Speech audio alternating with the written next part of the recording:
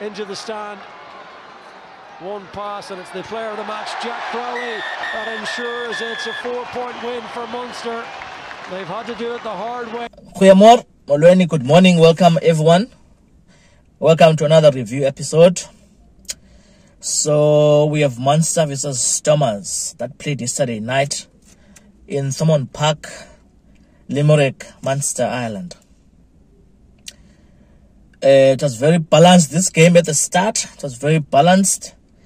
Both teams were very solid at the start, but it was the home team that were showing initiative at the start. They were attacking Stormers from both sides, but the Stormers showed a lot of resilience and strong defense, cleaning well on the racks, strong collisions early on in this game.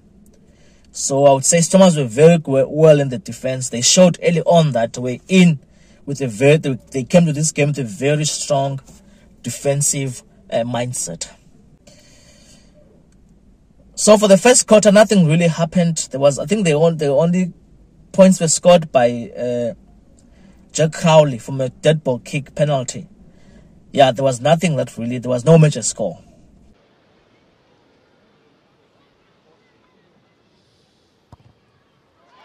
Smooth, clean, composed, confident strike from the boot of Jack Crowley. He's yet to miss one from...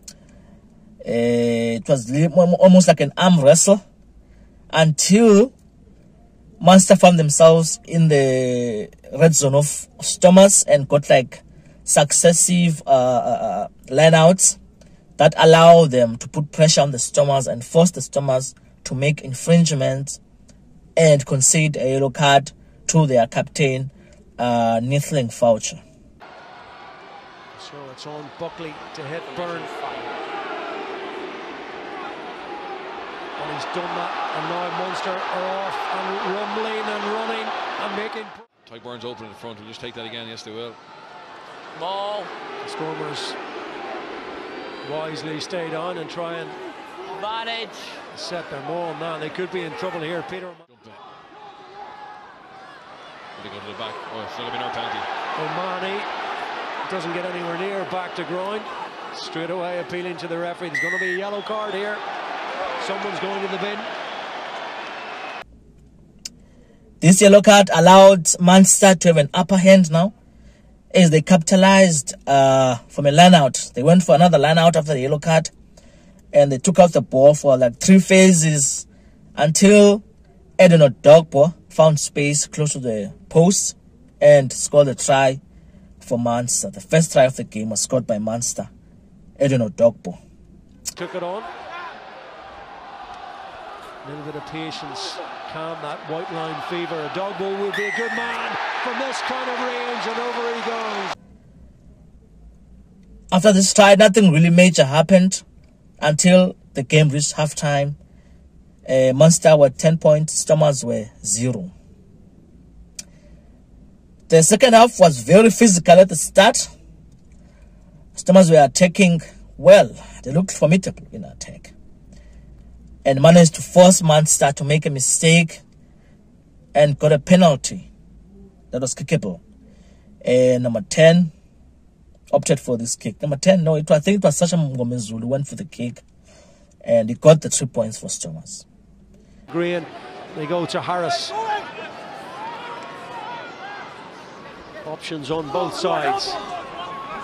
Hodnett getting through a lot of work. Almost a turnover for Gavin Coombs. Perhaps he heard the referee, who felt he had to leave go. Van Heerden now with a big carry, makes 7 or 8 metres more than he might have bargained for. No penalty advantage coming for a Munster offside. Yeah, that's a huge carry from Van Heerden, because... So a straightforward task to add to his previous 38 points of the season for Sasha Feinberg and Ngomezulu. These 3 points gave Stormers some confidence going forward in the game, as they managed to have an upper hand also now in the scrums close to the try area of Munster.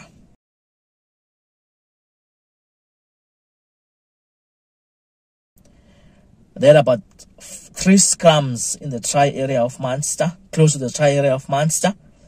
But eventually, Munster survived this siege from the Stormers The Stormers failed to convert this dominance into any points.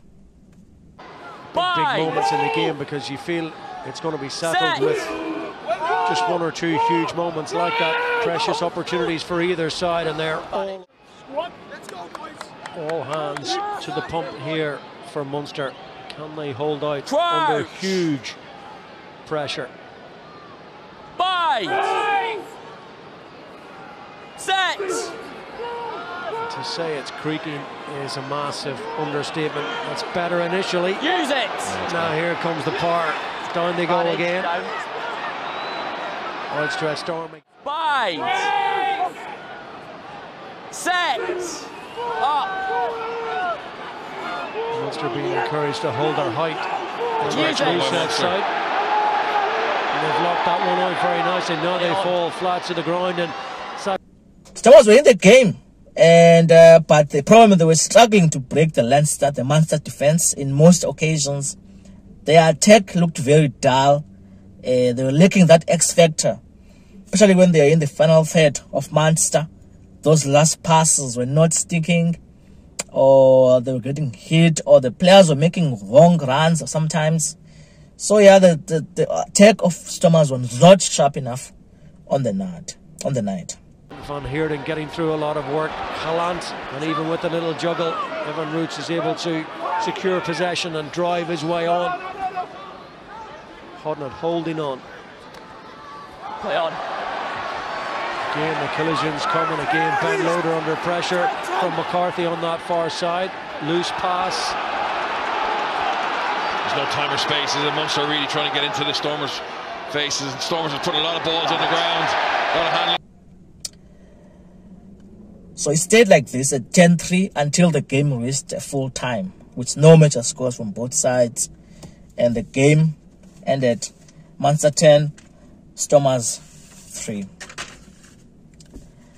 Stormers need to be more clinical going forward in attack. They need to score games. Their defense was good, the scrums were good, but they need to improve in attack also, because in this competition you need to score tries to win games.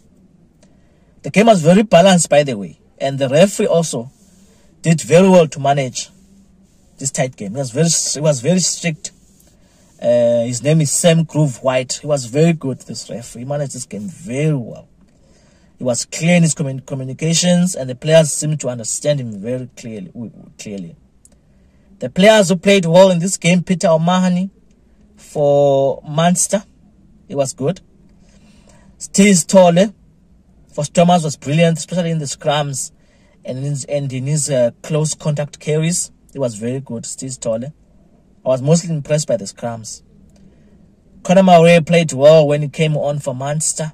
His box kicking and game management, helping Munster stay ahead. Jean-Luc du Plessis for number 10 of Stormers was excellent. I had issues with him before in the previous game, but in this game he played well. Coombs at 8 for Munster was also excellent against a very physical Stormers pack. So overall, it was a very balanced game, very good quality game, but very tight. Good luck to both teams. On to the next one. Thank you.